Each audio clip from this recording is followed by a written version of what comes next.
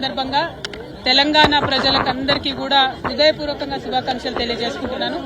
అట్లానే యావత్ భారతావనిలో కూడా మహాశివరాత్రి అంటే చాలా పెద్ద పర్వదినం.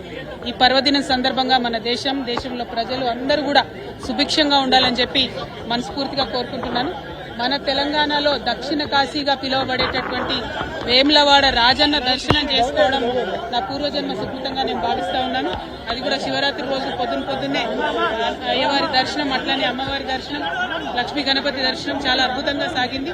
మరి మనకు వేములవాడ రాజన్న అంటేనే కోడెమొక్కల రాజన్న, మన తెలంగాణ ప్రజలకు కోరుకున్నది ఇచ్చేటటువంటి కొంగు బంగారం లాంటివాడు మన రాజన్నను అంతకుముందు ఆంధ్ర పాలకులు బద్నాం చేసిన విషయం మీకు తెలిసిందే. వేములవాడకు వస్తే వాళ్ళు ఎలక్షన్ గెలవరని చెప్పి అపవాదు పెట్టి వేములవాడ క్షేత్రాన్ని దేవుళ్లను కూడా బద్నాం చేసిన పరిస్థితి ఉండే ఒకప్పుడు. కానీ గత 10 సంవత్సరాలుగా కేసీఆర్ గారి పరిపాలనలో సిరిసిల్ల జిల్లాను ప్రత్యేకంగా క్రియేట్ చేసి మరి ఏర్పాటు చేసినటువంటి సిరిసిల్ల జిల్లాలో గర్వంగా సగర్వంగా మన రాజన్న పేరు పెట్టుకొని రాజన్న సిరిసిల్ల జిల్లా అని చెప్పి మనం ఏర్పాటు చేసుకోవడం జరిగింది. ఆ తర్వాత కూడా ఎట్లా అయితే ఇది ఒకప్పుడు రాజరాజ నరేంద్రుడి సమయంలో అద్భుతంగా వైభవోపేతంగా ఈ ఆలయం ఉండెను, అట్లానే 30 ఎకరాల భూమిని కూడా మరి చెరువు కోసం కొని ప్రభుత్వం నుంచి తీసుకొని అట్లానే బద్దిపోచమ్మ కూడా నిత్యం అనునిత్యం బోనం ఎక్కుతుంది వేములవాడలో. అటువంటి బద్దిపోచమ్మ డెవలప్మెంట్ కోసం కూడా 10 ఎకరాలు సపరేట్ గా కొని, ఎందుకంటే వేములవాడ దక్షిణ కాశీ అంటే ఎట్లుంటుందో ఉంటది, చిన్న చిన్న గల్లీలు ఉంటాయి, ఎవరు అమ్మేటటువంటి పరిస్థితి ఉండదు.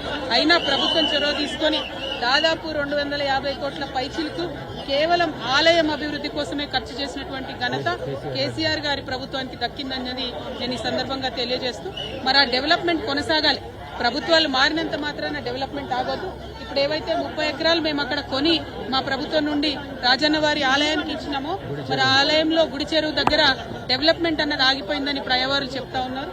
ఆ డెవలప్మెంట్ కంప్లీట్ చేయాలి. అక్కడ అనుకున్నటువంటి హాల్స్ కానీ, కళ్యాణ మండపాలు కానీ, చౌల్ట్రీలు కానీ ఇవన్నీ ఫినిష్ చేస్తే వచ్చిపోయేటటువంటి భక్తులందరూ కూడా మంచి ఉపయోగంగా ఉండేటటువంటి ఆస్కారం ఉంటుంది.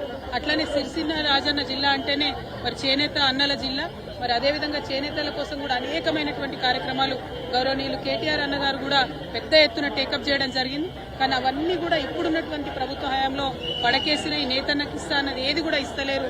మళ్లీ సిరిసిల్లను ఉరిసిల్లగా మార్చేటటువంటి ప్రయత్నం జరుగుతూ ఉంది. వీటిని విరమించుకొని ప్రభుత్వం ఎటువంటి భేదభావాలు లేకుండా అన్ని నియోజకవర్గాలు మన నియోజకవర్గాలే అని డెవలప్మెంట్ చేయాలి. మరి మా కార్యకర్తలను కూడా సిరిసిల్ల రాజన్న జిల్లాలో బాగా హరాస్మెంట్ చేయడం, కేసులు పెట్టడం, చిన్న వాళ్ళు టీ కొట్టు పెట్టుకున్నటువంటి వాళ్ళని కూడా మరి రామన్న ఫోటో ఉంటే తీసి పక్కనేయడం జరుగుతున్నది.